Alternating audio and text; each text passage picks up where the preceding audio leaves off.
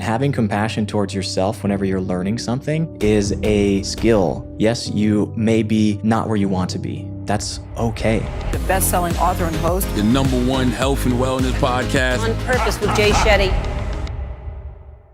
Hey everyone, welcome back to On Purpose, the #1 health podcast in the world. Thanks to each and every one of you that come back every week to become happier, healthier, and more healed.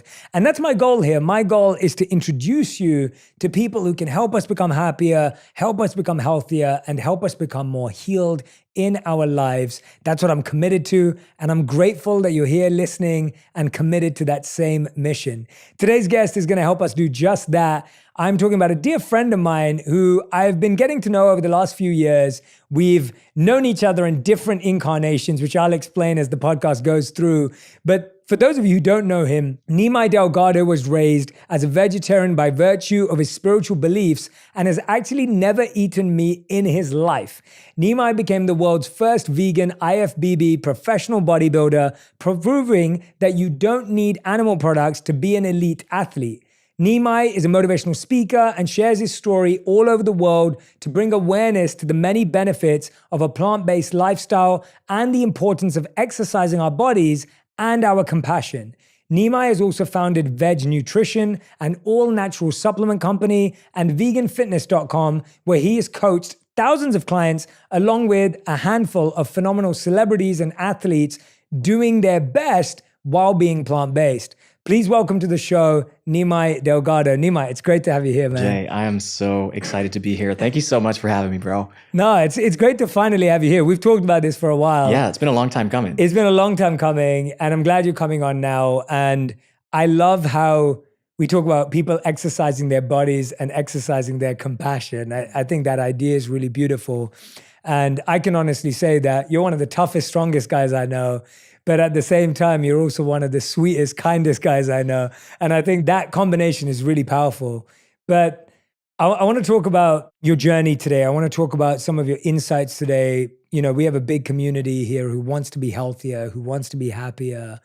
Let's start with right now. Like, what makes you feel happy and healthy right now, today? That's such a good question. Yeah, I think, first of all, it just begins with waking up feeling like I have purpose.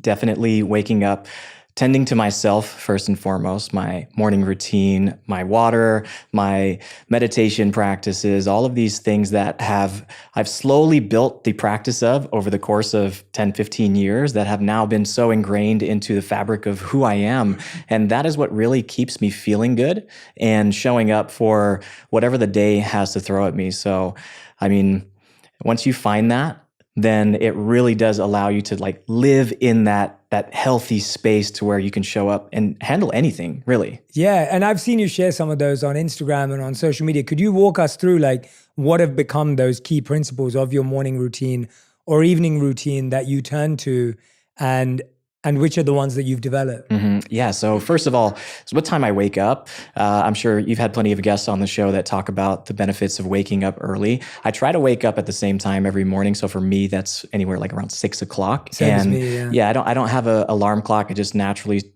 wake up at that time. My body's just like, all right, ready to go. And then I just drink my cup of water and I will find a quiet space. I have a little meditation station in my house with my red light, and I'll just sit and just breathe. And it's not perfect every morning. This is what I don't want to preach or come on here and talk about is perfection. I really am not a perfect person. And I want to really first and foremost make that clear because it's not perfect. But the days that I do show up, I show up to the degree that I can. So sometimes that's 20 minutes, sometimes that's longer, sometimes it's even 5. And for me, that tone of really setting the tone for the rest of my day with intention, with that piece of just tapping into whatever my body needs that morning, and then letting that dictate how I operate for the rest of the day. That's beautiful. And what are the benefits of red light for those who don't know? Because you said you meditate there with the red light. What's that for? Yeah, so there's plenty of benefits behind red light. I'm not an expert in it, but I believe it was developed by NASA. They have like over 500 different scientific studies that show some of the benefits. I believe the main benefit is with ATP production. So it's the energy produced by your cells. So it helps you rejuvenate cells and get rid of old damaged cells and replace them with new cells. So for somebody who wants to recover from athletic training, it's a great way to start your day. It also helps with skin if somebody has some skin issues there too. So, and it's also just nice it provides a little bit of heat too. So it can just like provide that nice ambient lighting in the morning when it's still dark outside to just start your day with a little bit less of this like bright white light. Yeah. Wow. Yeah, that's cool. I've used it I used it recently after I had surgery. And so, nice. That's, I was recommended to use it. I was intrigued why someone would use it when they're not had surgery, but that's good to know. I love that. And I love what you're saying about not being perfect, right? I think people often think that when someone comes on a podcast or they talk about something that they've nailed it and their life works like clockwork and they wake up at the same time every day and they meditate for the same amount of time. And that's amazing if that's true for you and it happens, but it rarely does. I wanted to go backwards into your life. Today, obviously, you've, famously known for being in the documentary Game Changers, and that was exec produced by James Cameron, Arnold Schwarzenegger, Jackie Chan, Lewis Hamilton, and, people that you know well as well. And that's incredible to see how far plant-based lifestyle, vegan lifestyle, athletic ability has come. I guess my question is, do you feel that you, at this stage, before we go back, what do you feel you proved to yourself? Like when I read things like you've never eaten meat and that, you don't need animal products to be an elite athlete, is that something you set out to do? Is that something that was important to you? Or is that something that kind of has just happened in society as something that interests people? So for me personally, it was never something that I had set out to do. I had honestly been ashamed of being plant-based. So I was, like you mentioned earlier in the podcast, I was raised vegetarian by virtue of my parents' spiritual beliefs, of which I was raised with as well. And one of those beliefs is ahimsa, which I'm sure you're very familiar with, which is just trying to live a life and not contribute to any unnecessary harm or suffering and try to lead with compassion. So by virtue of trying to follow that, it leads me to make the choice to not consume animal products. And when I was raised vegetarian, I grew up in Mississippi, and there weren't too many vegetarians in Mississippi. And I would constantly get questioned and asked about my spiritual beliefs whenever I was younger. And I didn't have the vernacular or the language to really explain myself. So I tended to become more withdrawn or just a little bit more avoidant whenever people would ask me that question. And it really wasn't until my later years when I was mid-20s when I leaned into that part of myself and started to really embrace and own my belief and being proud of that belief. And that's what ultimately led me to finding my purpose, because people started to ask me once I started winning bodybuilding competitions. They started to ask me, how are you doing this? And the question that I once avoided so much about why I was vegetarian now became this really interesting topic for people that wanted to learn more from it. So I started sharing more online and then just naturally fell into this place where I was teaching people, which was really exciting for me. Yeah, I think so many of us as kids have beliefs or values that we follow because of our parents. And then we feel embarrassed about them when we're questioned because they're not our beliefs and values at the time. Like you said, we don't know how to explain why we do this or why we don't do this. Often on those occasions, sometimes as we grow older, we leave those values. We go the other way. I know so many people that grew up with certain values, especially when they're spiritual based, that kids end up going the other way where they're like, well, I don't want anything to do with that because it doesn't even make any sense because their parents never explained to them why you do that or its importance, or they don't know why. What do you think stopped you from like going the other way and just like being like, well, no one in Mississippi gets it, so why am I bothering to do this? As a child, it's really easy to understand the concept of not wanting to harm an animal. This is why, most people will take their children to petting zoos and not slaughterhouses, because kids naturally have an affinity to animals and want to learn from them and care for them or be around them. And I think that just really stuck with me because I grew up on a cow farm and I had such close proximity to animals that I had such a deep connection with them. And I think fundamentally I understood that in order for meat to end up on my plate, an animal would have to suffer or be killed. And I just didn't want to contribute with that. I just never felt aligned in my body, and I was doing just fine without it. So I continuously heard people tell me that if, I need meat to be big and strong, I need meat to grow up for protein, for all the other nutrients. And here I was, fairly athletic, even as a kid, just living this experience. And I just knew in my heart that I didn't need it. So I just continued to go by feeling and really just stopped caring what other people told me I needed, and just like really started tuning into what I felt like was right for me.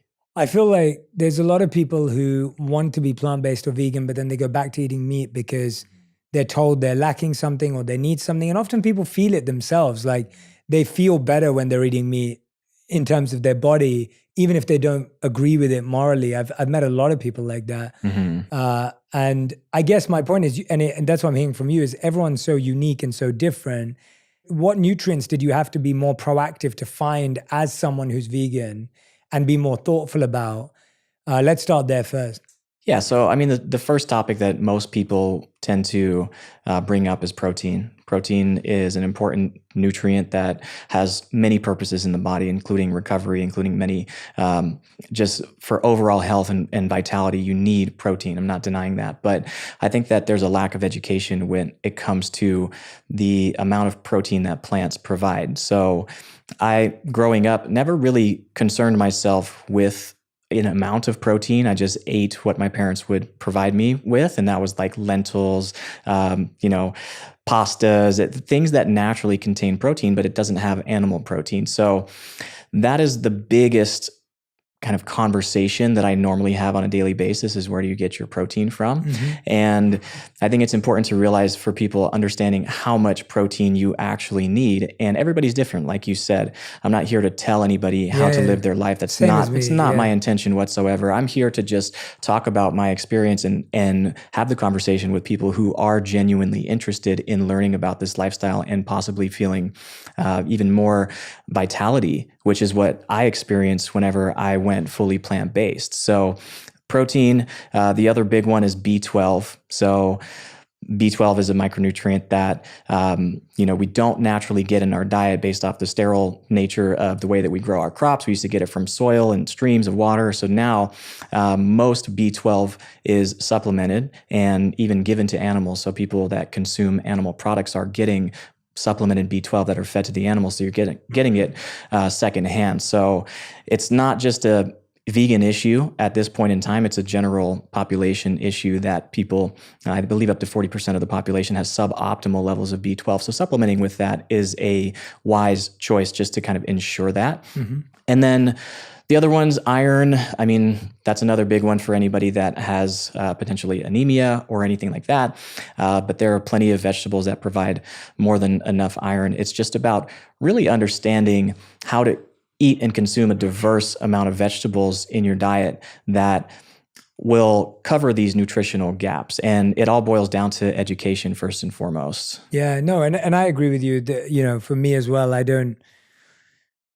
definitely not a proponent or an evangelist of a certain type of lifestyle. And, I think everyone has to make their own decisions. I know that I went from being vegetarian to being plant-based overnight, which I think I would have done differently had I known what I know now. I think I would have done things more gradually and been more aware of things like B12 and omega-3s and these kind of things and iron and so many other things. I still would have made the decision to become plant-based. I feel far more energetic today. I feel far more, my immunity is far stronger today. Like I feel much better being plant-based without a doubt.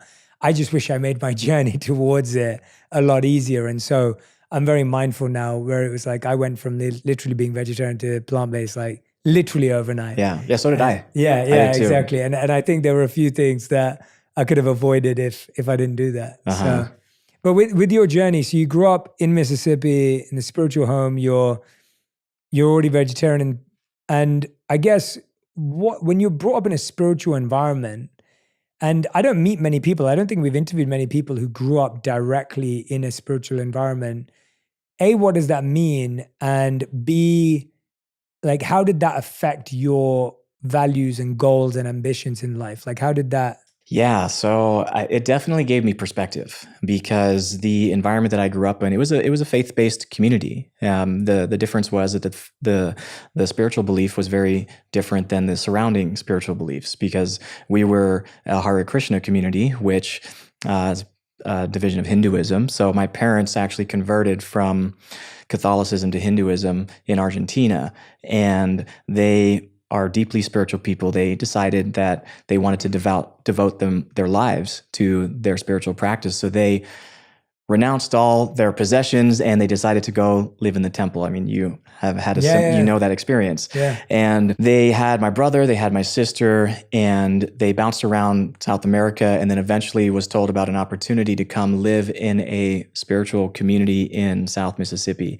And so they immigrated to the United States with basically $200 in their pockets and 2.5 kids pregnant with me.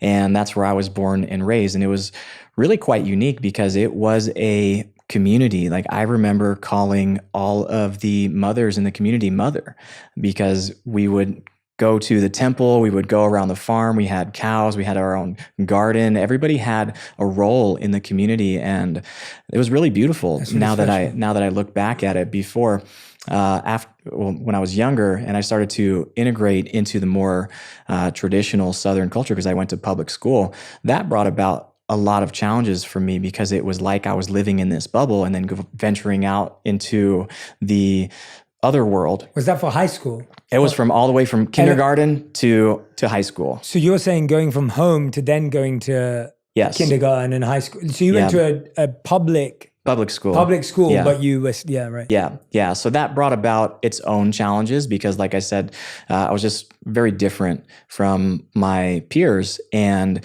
it made me appreciate other people and their differences because I would get questioned so much about my spiritual beliefs, my practices, my family, my home life, and also hear much of the judgments that came along with being so different. And, I appear the way I do, so I don't look like a Hindu person, like most people associate Hinduism with being from India, and much of the culture that I grew up in that community were Indian. So I kind of felt like an outcast within the community and then felt like an outcast outside of that community as well. So it was very difficult for me to find my own identity. So I got very good at observing other people and really just having compassion for different forms of life without judging because I knew what it was like to be judged growing up. Yeah. Wow. Yeah. And that's hard, right? Like when you grow up without feeling like home's not home, and then away from home doesn't feel like home. But it sounds like you were able to process it in a healthy way, right? Like the ability to learn not to judge, the ability to be okay with people having differences, the ability to understand that everyone was unique and everyone was, on their own path or whatever it may be. Like that sounds like a really healthy mindset.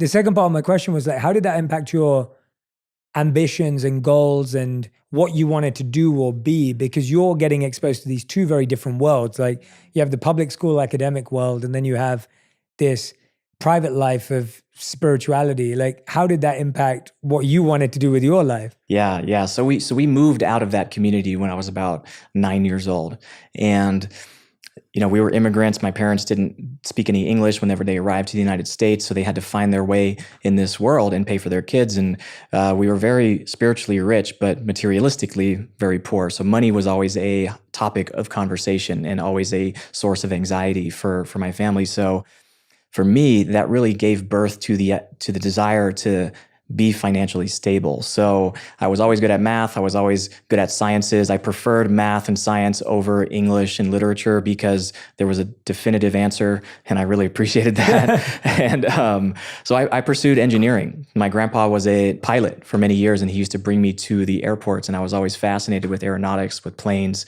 And so my original intention was to become an aeronautical engineer. And when I went to college, there was no degree for that. So I switched to the next best thing, which was mechanical engineering. So I got my degree in mechanical engineering. But what's interesting though, is that I never really felt a strong connection to it. It was purely coming from the place of what position or what career can I have that's going to provide that security, that financial stability, because I didn't want to be in the position that I witnessed growing up so much. Yeah. And I think that's so interesting because I feel like if most of us looked at what we pursue, it comes from a pain we had in our childhood or our past, where it's like you're pursuing something because you didn't have it growing up, or you're pursuing something because you did have it growing up. And I don't know if we all ever stopped to think, why am I pursuing this? Like, when was it where you started to realize, why am I pursuing this? That maybe that was only because you didn't have money growing up and then your pursuit shifting. But when was that moment where you were like, I don't think this is what I really want to do? First day on the job. Really? Yeah. Like that quick? Yeah. What was the Yeah. reason? So originally, when I was engineering, I wanted to get into renewable and sustainable energy, and that was my goal. And then I had all these job offers after I was graduating, and ended up going with the highest offer, which was oil and gas. So it was completely contradictory to what I originally intended on doing. So I sold out. Not ashamed to say it. And what I found was that, you know, they started me off at a six-figure salary. So my first year at 22, 23, I was making like 150 grand a year. And I thought to myself, wow, I have made it. Like, I remember crying when I got the offer, because I was like, wow, I finally made it. I can take care of my family now. And the first day on the job, I realized that I was like, this is not what I want to do. Like, I'm going to have to do this for the next 40 years and then retire. Like, I quickly saw the timeline of what my life was going to be like. And that feeling is not a great feeling, because I had just dedicated 5 years to getting my degree and had an incredible amount of debt. And I just stuck through it. You know, I lived with that for 5 years before I finally built up enough courage to leave that career and pursue something that was more meaningful for me. But it took me 5 years of really suffering with that and living with that to finally create enough discomfort for me to be like, you know what, this money is not everything. And I really feel like I have a deeper purpose, and I feel like I can make a greater impact in the world and be of better service to people by leaning into this thing that I had been doing on the side, which was basically teaching people how to be vegan and in shape. I want to dive into that with you, because I remember setting out too. I really wanted to do art and design at university, like at college. That was what I wanted to do. That was my favorite subject in high school. And I traded it to do a business degree, even though I did focus on and discovered behavioral science, which I fell in love with, which was actually my passion with art and design, which I later discovered. But I sold out too, because I was just told so many times that art and design wouldn't make money. Yeah. And so I was like, oh yeah, you got to make a smart decision. And then I became a monk anyway on top of all of it. So it's like, it all went out the window.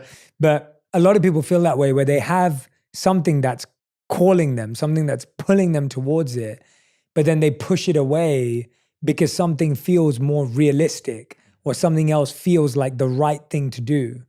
And it's amazing that you noticed it on day one. And I've created now a new methodology, and I'm repeating this because I hope I remember to use it again and again and again. And there are times when I remember it, there are times when I wish I remembered it, but I came up with a methodology of how I make decisions, because I found that money was always such a tempting, tantalizing thing, or whatever. That's one of those. But I think there are so many things in the world that are just so attractive and lucrative that they distract us from what we truly want. And so I came up with something that I call ESM, and the E stands for energy. So the first thing I ask is, does this give me energy? Does this person give me energy? Does this project give me energy? Does the work energize me? Do I want to bring my energy to this? Like, is this an energy fit? And that's a question I always ask myself.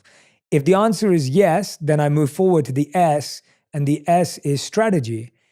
Okay, my energy feels good. It's like my heart feels good, but is this strategic? Like, does this strategically make sense? Does it make sense on the basis of, do we also have the right idea? Sometimes something makes sense energetically, but if there isn't a strategy behind it, it won't last. It's not sustainable. So is there strategy behind this? Is there an effective method behind this, a system, a process that I can get behind, and that my energy will be directed clearly? I think a lot of the time you feel like, oh, the energy is amazing, and very LA thing as well. And it's like the energy is really good, but then it just kind of goes splat, right? Yeah. Like it's just everywhere. And so like, is my energy directed? If the answer is yes, then I go to the M, which stands for money. And it's like, does this make commercial sense? Does this make sense financially? Does it make? And so money is an important part of my methodology. It's just the third most important metric. And I only get to ask that question if I go through the first two. And that stops you from doing things just for something at the end. I love that. And at least it's helped me. Yeah. No, I love that because, I never had that process. For me, it was always the lucrative, like what can provide the most money, and I will endure whatever I need to provide. And I'm not saying that money's not important. Agreed. Everybody has to provide for themselves, and everybody's in different situations. And for me personally, engineering just really clearly, it was clear to me that it wasn't energizing me. It was very much draining me. So going to work every day was not something I looked forward to. I looked for reasons to leave. I was constantly distracted about the other life that I had wanted for myself.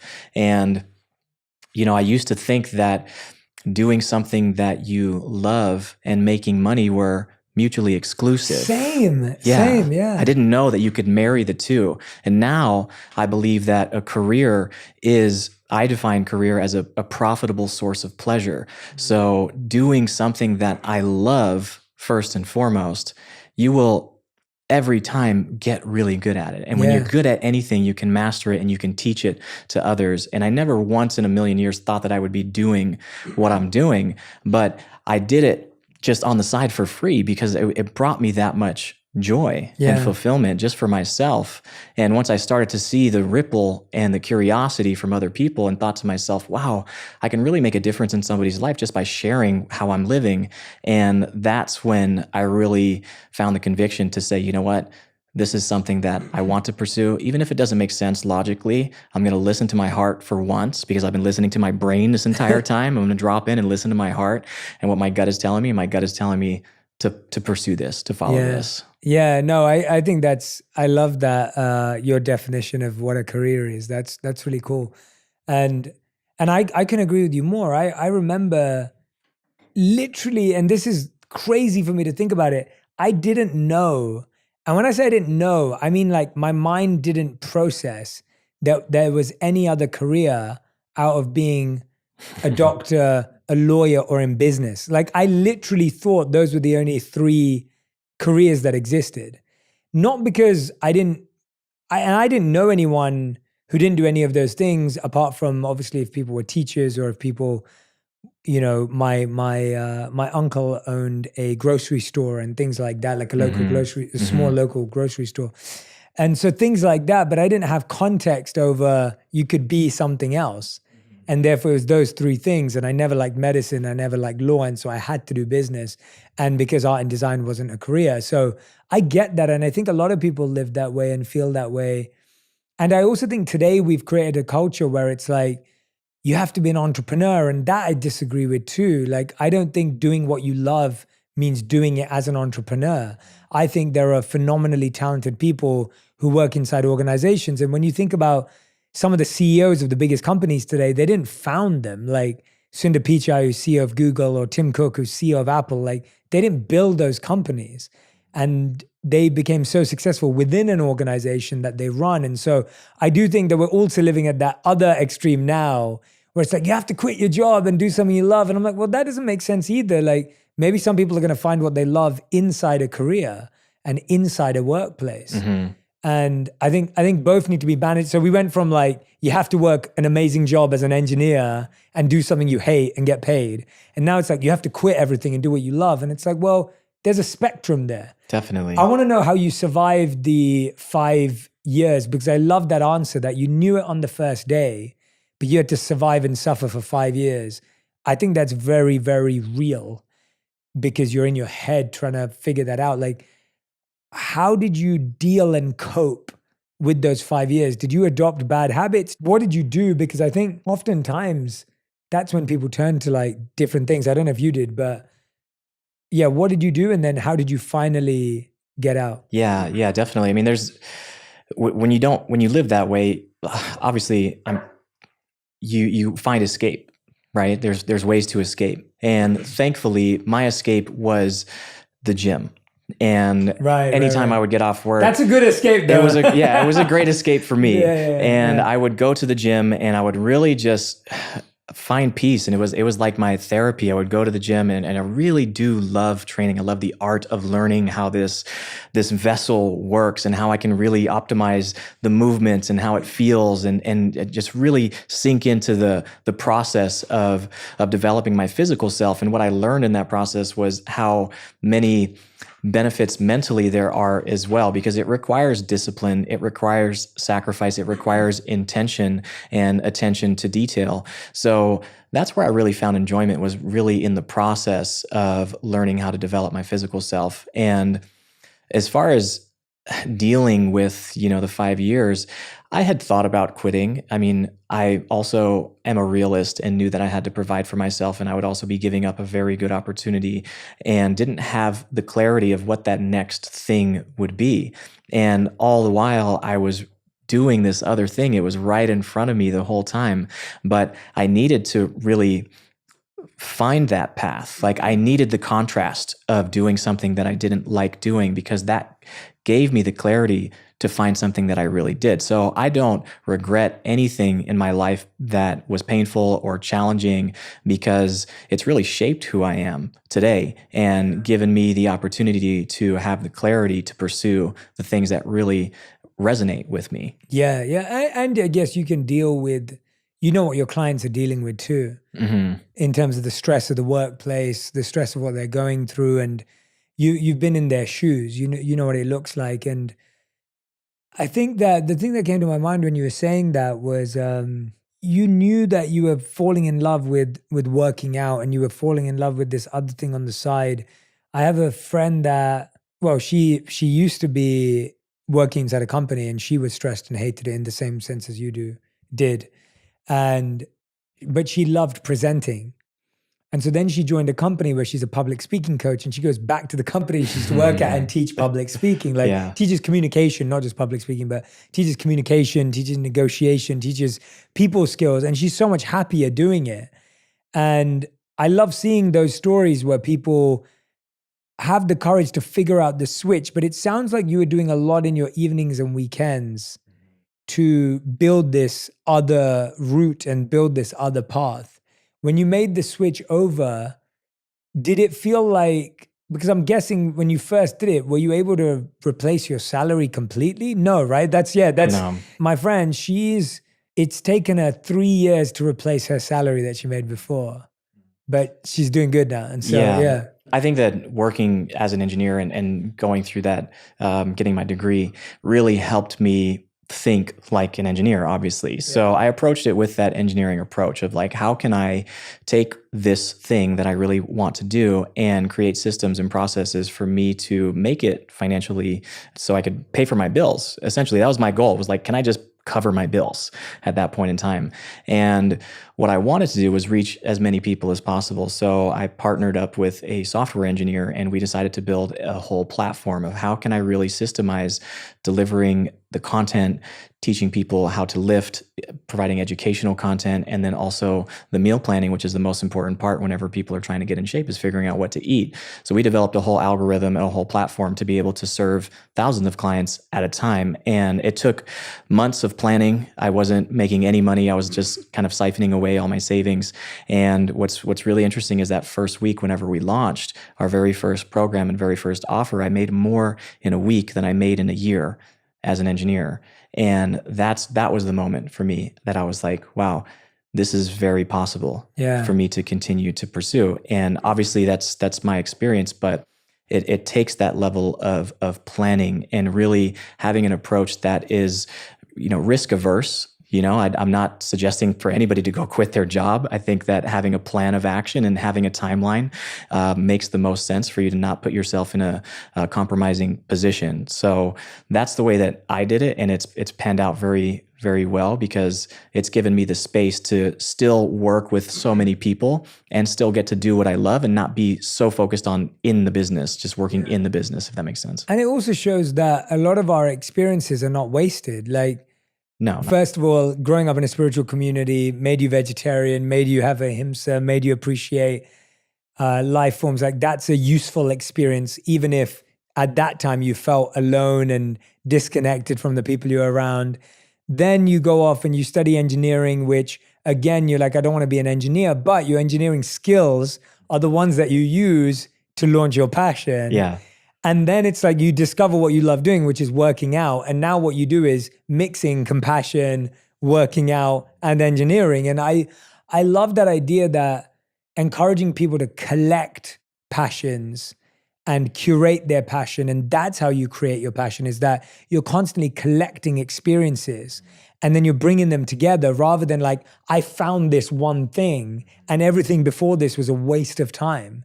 And even in my journey, I feel the same way. It's like, I loved art and design growing up, which has massively impacted my career today because I look at everything through the lens of art and design. And then I was fortunately great at economics and good at understanding business and then behavioral science. And that's obviously been very useful in my life today. And then obviously I fell in love with philosophy and I fell in love with teaching and I fell in love with mentorship and I fell in love with the wisdom that I learned from the monks. And now my life is all three of those things put together. And I wouldn't trade any of those experiences. So if anyone's in a bad place right now, or anyone's in a hard place right now where they don't enjoy what they do, or they feel they studied the wrong thing at university or college or whatever it is, none of that's wasted because you're just collecting experiences that will be useful if you look at it that way in what you're building. And that isn't a mindset. That's just true. That any skill you learn right now is going to be useful later on. Mm-hmm. Yeah, I believe in this like inclusion-based universe where everything is happening for your benefit. Every experience that you go through is happening for you, and you can be the beneficiary, even if some very challenging times. And I believe that from the soul's perspective, we call in these experiences so that we can develop the strength or the resilience or the perspective to transcend them. So when I look back at my childhood, although it had its moments of beauty and so much beauty in my life, there was also so much challenge and strife as well.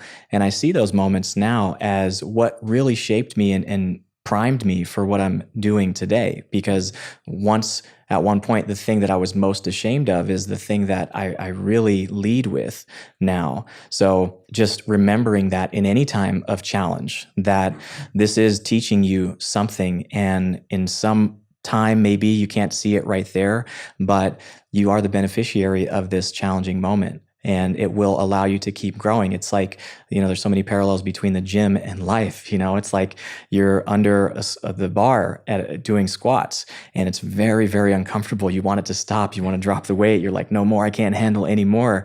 And then you push through. And on the other side of that, you develop the strength and the resilience, and your body adapts and you grow so that you can handle that plus some the next time. So that's the way that I really try to approach any challenge these days, is like, okay, bring it on. I accept the challenge because I called this experience into my life so that I could transcend it. What's the mindset, and where did bodybuilding come into it? Like, what's the mindset behind wanting to do that? Where does that come from? And what was that journey like? Because I think we hear about it a lot, I think, from celebrities in the media who have to look a certain way for movies or things like that. And then they come out years later and they tell you how unhealthy it was.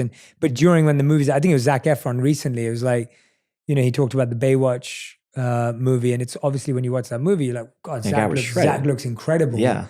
And he did. And then, he was on TV shows at the time. But then I think he came out recently and he was talking about how unhealthy it was, or how he didn't feel great about it. And I think a lot of men talk about that afterwards as well. And women, of course, talk about it. But I feel like it's great when a couple of men start opening up about how even though they look great and every guy wanted to look like them, it wasn't healthy. But for you, how has that journey been for you? And I'm intrigued I've never asked you this before. So. Yeah, no, it was a bit of an arc for me. I remember always being the small kid growing up, so there was a bit of insecurity there. And so definitely ego played a big part in for me to want to develop myself, because it quite literally builds layers between you and everybody else. And if you're trying to protect your fragile nature or your little wounded self, then this is a great way to do that, even if it's masked through other things. So that was a big journey for me because originally when I got into it, I had that reason. And then the more I did it, the more I really started to do it because I loved it and didn't train because I didn't like myself or the thought of if I'm out of shape, nobody will like me or I won't like myself, and started shifting and reframing that to I really love taking care of myself because I feel good when I do. And that's what really led me to lean into it and to continue to discover ways in which I could just develop myself further. And then somebody actually suggested it to me in the gym one time. They said, hey, there's a show coming up locally and you should do it. You look great. And I was like, yeah, right. You could not pay me to do that. And then I thought about it. I was like, I don't have anything else going on. This could be some new challenge, something exciting. I did it and ended up winning the first show that I competed in. So obviously when you excel at something, it motivates you even further. So yeah. So then the marriage of like teaching people how to do what I did without eating any animal products felt really aligned with me, because I had heard up until that point that you couldn't win a bodybuilding show or bodybuilders need animal protein. So here I was showing other people that you could do it. And that's what I really felt the call beyond myself to say, hey, if I can inspire other people to live more compassionately, then this is worth me pursuing because it brings me that much more fulfillment. And I see the difference that it's making in maybe that they might be complete strangers to me, but it's nice to know that people are out there listening. Yeah. And that's when I continued and eventually became pro, eventually did that for a few years. But then afterwards, I got wrapped up in the identity of like being a bodybuilder. And that's when I started to recognize that, hey, maybe this isn't for me anymore, because I'm attaching so much of who I am to what I look like. And that doesn't feel good anymore. So that's when I decided to step away from the sport altogether and just retire in 2018. I mean, that's a real journey because, like you said, it often starts with like ego or validation from ourselves, from others. Then you kind of get to a point, if you're lucky, where you're like, okay, now I'm doing it for myself and I enjoy it.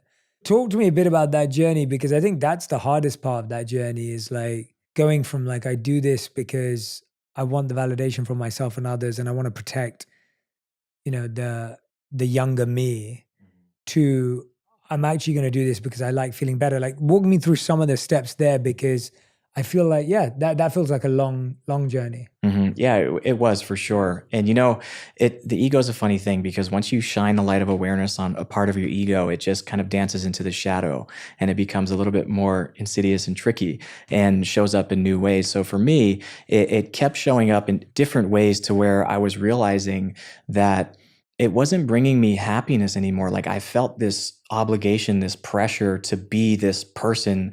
And at the time, my following was continuously rising as my popularity grew. And really just the exposure to people's comments and things that they had to say about me, I started to notice how much it was affecting me, and specifically focusing on negativity. And I was like, why am I really focusing on this and allowing it to really disrupt my internal state? And that's when I started to get real with myself and saying, oh, because I am seeking this validation and it means so much to me. And when people think highly of me and when they don't, it really affects me mentally. So that's when I started to take a step back, do more self-reflection and say, maybe I'm not doing this for the right reasons anymore, and I should explore that. Yeah. And I like that reflection, because I always try and walk into things with the right intention. And then I try and reflect on my intention while I'm doing it. And I can often find that it's easy for your intention to get distorted. And then I ask myself, can I bring my intention back to doing it for the right thing? And then if I can't, that's when I leave it. So my goal is always, I try and start with the right motivation, the right approach.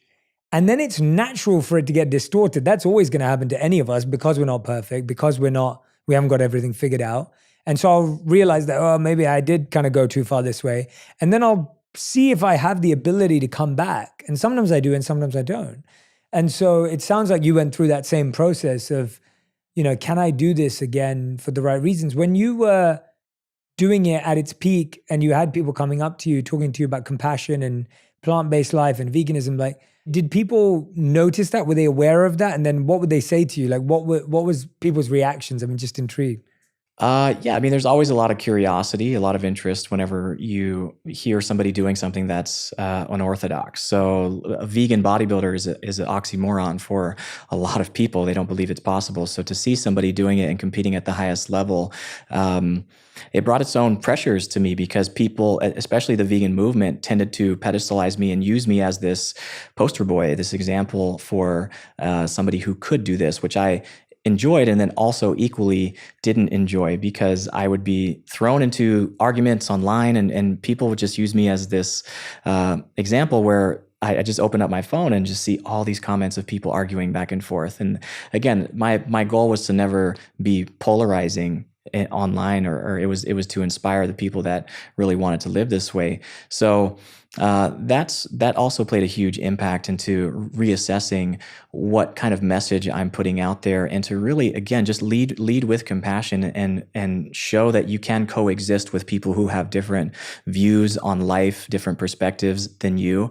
We're often more times more common than we are different. Yeah. So that's another reason why I felt like bodybuilding is a sport of comparison. It's me literally lined up to another person and comparing the two.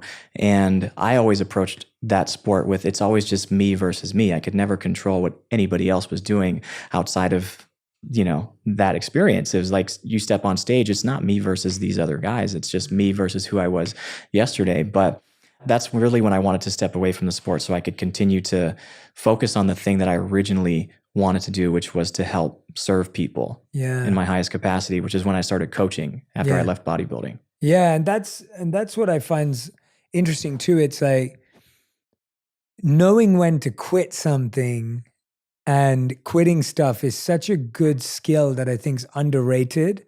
Like, we rate people in society for how long they can do something, as opposed to how quickly they can let go of something that doesn't serve them or serve others anymore. And I'm more interested in that sometimes, where I think about, like, I let go of being a monk at a time when I didn't feel like it served me or served others anymore. I let go of my corporate career because it didn't serve me or serve others anymore. I let go of the first content I created. We don't make content like that anymore because it didn't serve me or serve others anymore. And it's like we've evolved in so many ways. And I often think that we keep putting time you've done something on a pedestal, as opposed to time you stopped doing things that didn't make sense to you anymore. And so even hearing that from your perspective, and it's like, we did this bodybuilding, we achieved so much, and then I had to leave it behind in order to move into coaching.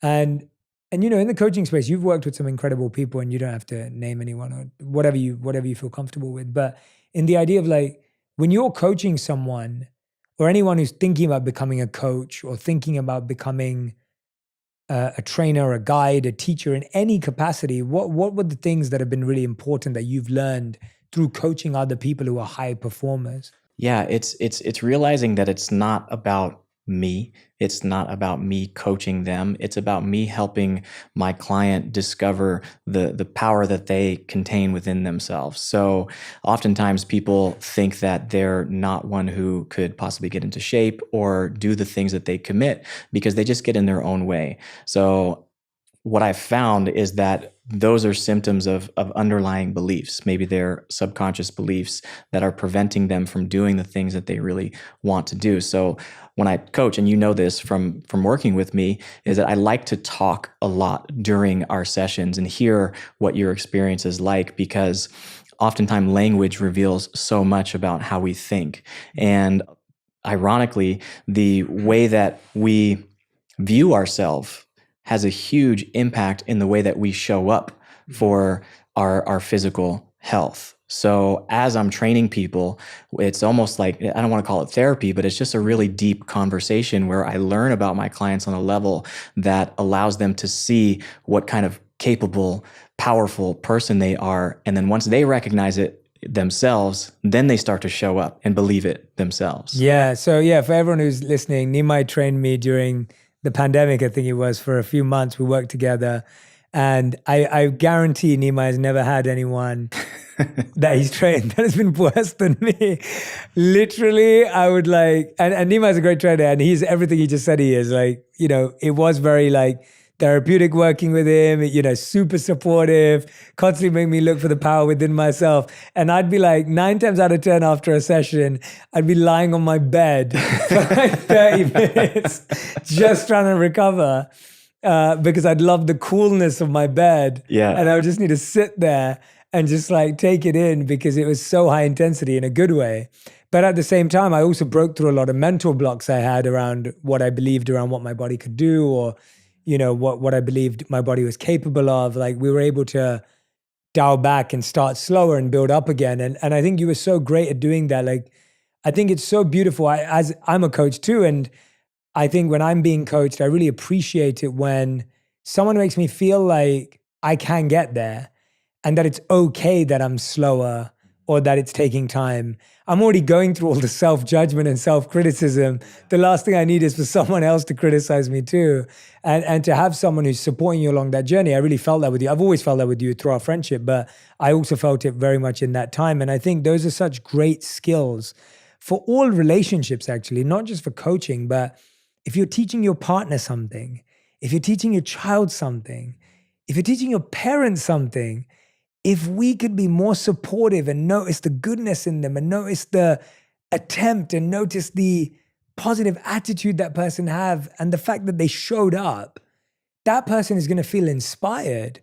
But if we criticize them the first time they fumble or judge them the second time they make a mistake or point out to them how much better everyone else that we train is, that doesn't help anyone. And I at one point, I had one of my clients took me to play golf with him. And I don't play golf, and I've never played golf before that day.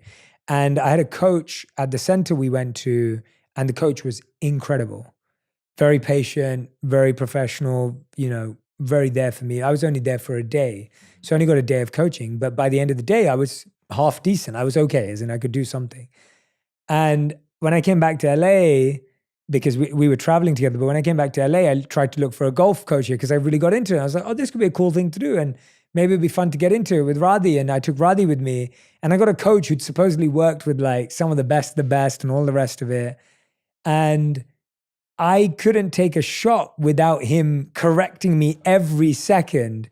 And it almost became really draining and tiring because I was like, I need to hit like 10 shots to then be corrected. But if I'm corrected in every half a swing, it's really hard for me to like find my flow. Mm-hmm. And I felt so criticized and judged and everything that I kind of never saw him again after like seeing him a couple of times. Mm-hmm. And it just showed me that being a coach is really tough. Being a student is really tough.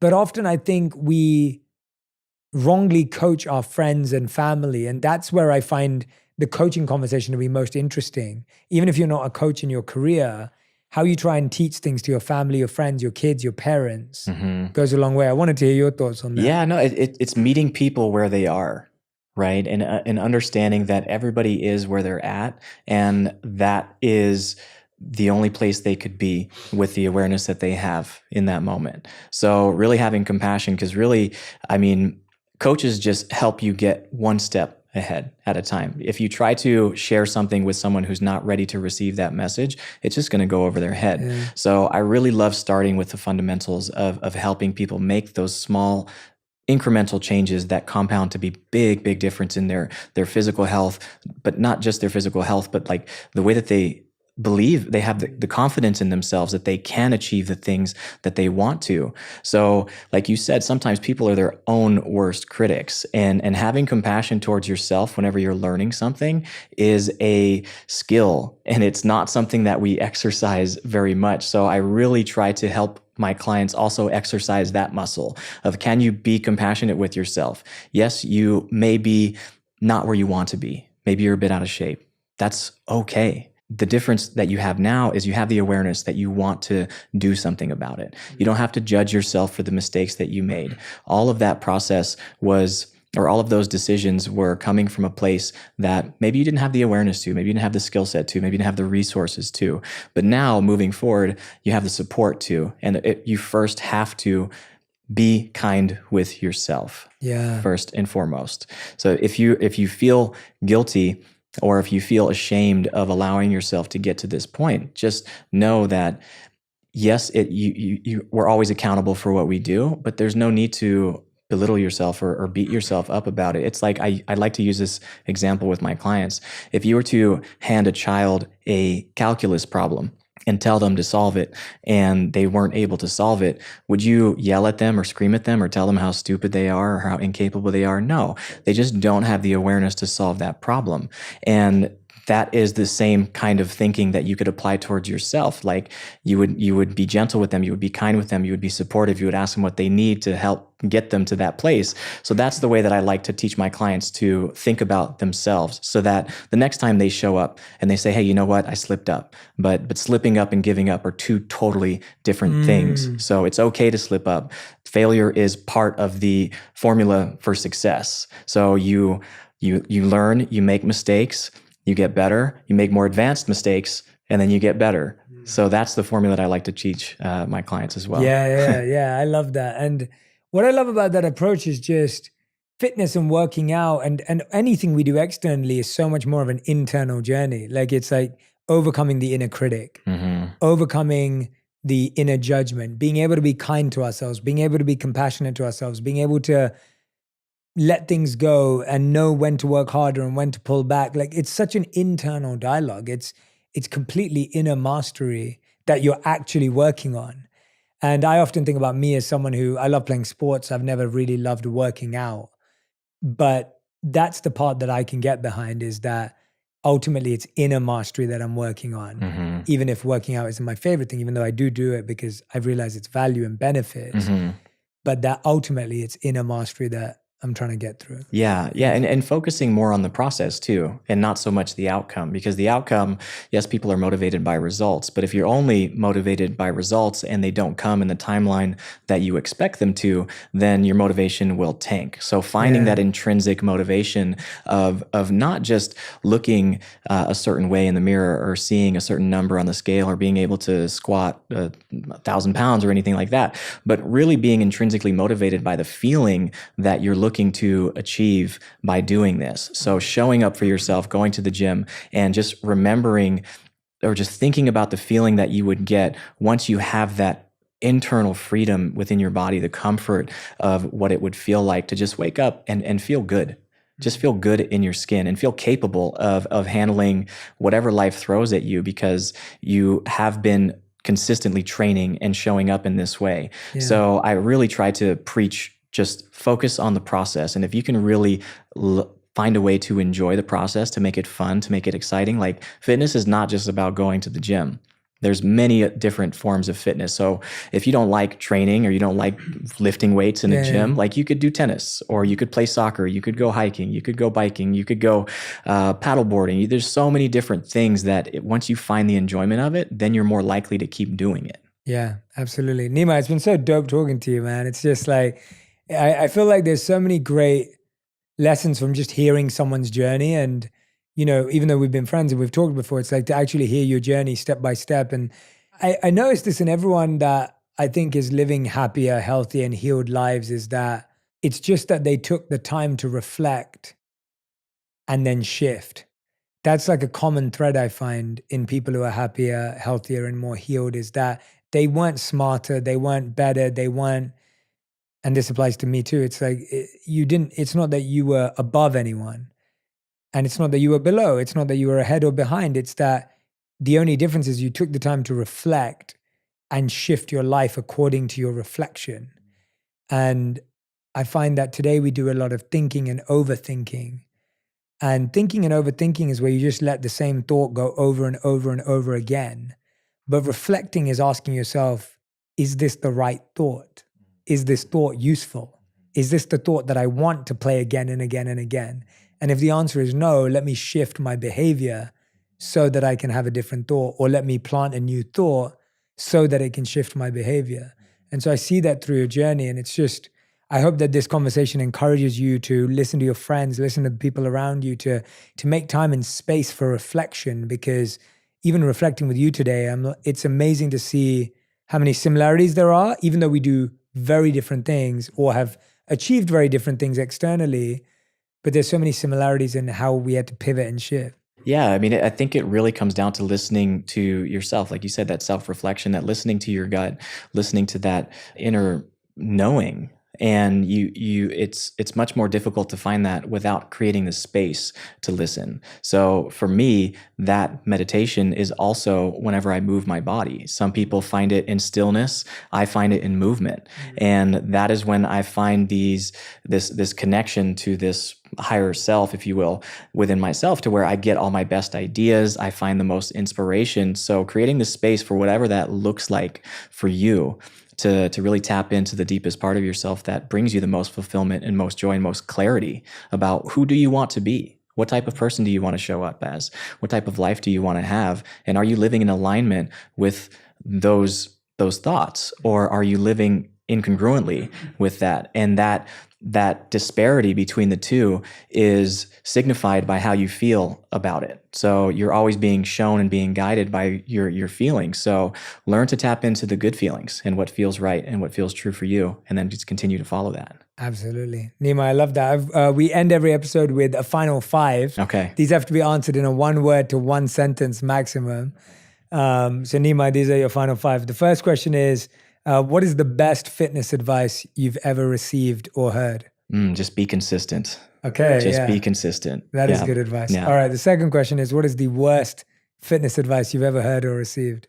That you have to go to a gym to get fit.